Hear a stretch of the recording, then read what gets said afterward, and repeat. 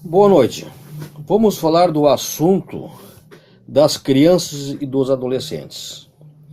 Esse ser humano, que eu já fui criança, vocês já foram, esse ser humano, quando criança como adolescente, é uma fase da vida de muita insegurança. E os pais precisam saber disso e saber lidar. Porém, tem 4 situações que agravam esta fase por as pessoas serem de 4 formas diferentes que eu vou explicar. Uma, se a pessoa é filho único.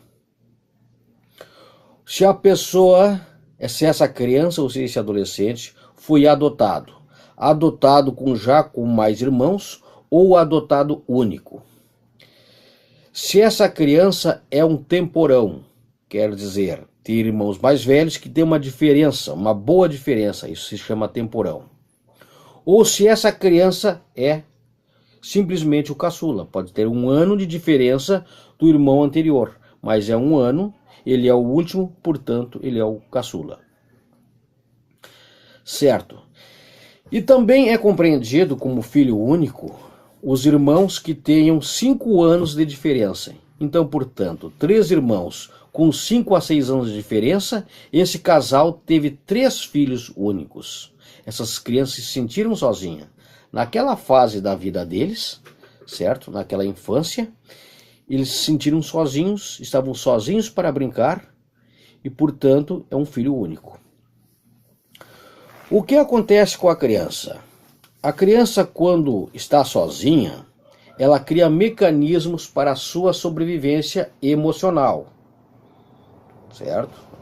Ela recebeu uma ameaça, ela está só. Os pais dão alimento, dão carinho, mas ela tem a necessidade de ter um outro ser perto dela.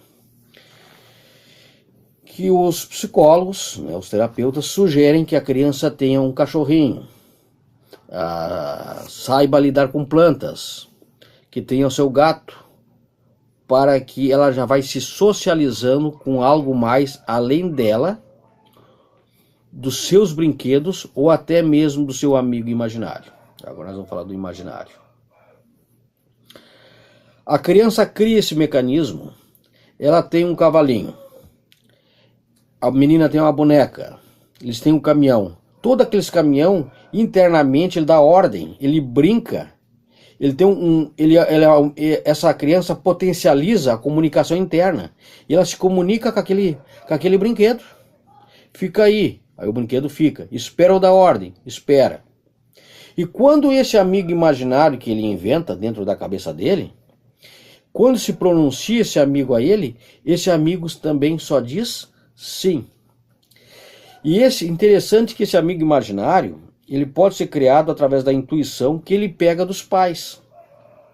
Se os pais, um exemplo, perderam um ente querido, e tem o sentimento de saudade, essa criança sente esse sentimento de saudade que os pais têm e em cima disso cria esse amigo imaginário. Que para os pais é imaginário, para ele é real.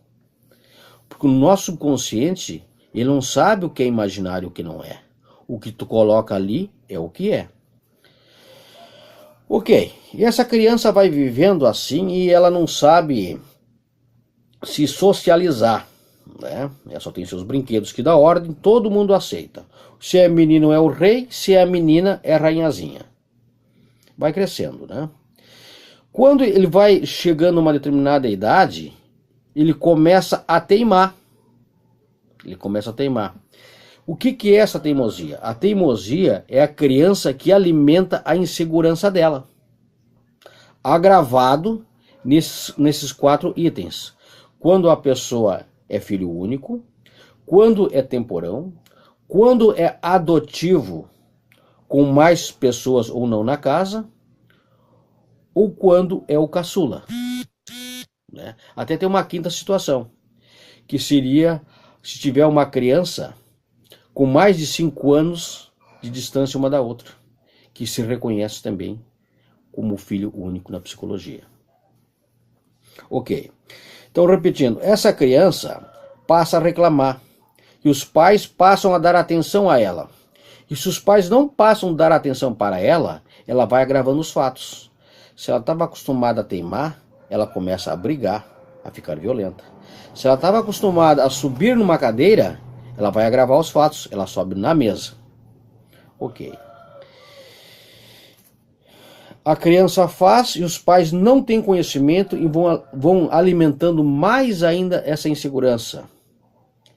Que a tendência, se continuar assim nesse ritmo, é ter um adolescente, é ter um jovem, é ter um adulto frustrado ou até um velho, certo?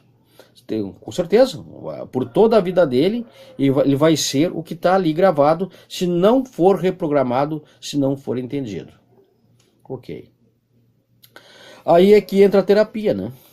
Porque a terapia ela existe para que o ser humano seja feliz e pleno.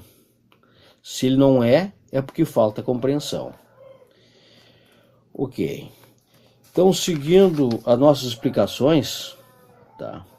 O nosso objetivo principal é que os pais saibam lidar com o que acontece com essas crianças, que sentem insegurança quando crianças, quando adolescentes, que os pais saibam lidar. E num segundo momento, esses 5 tipos de crianças diferentes, que são, digamos, um exemplo, um filho único, que saibam ter mais cuidado ainda. Uma das coisas que se deve ser feita, um antídoto, um remédio ou uma estratégia para as pessoas quando criança. O pai deve deixar chorar até cansar, avisando-lhe que o choro não é argumento, o choro não é diálogo.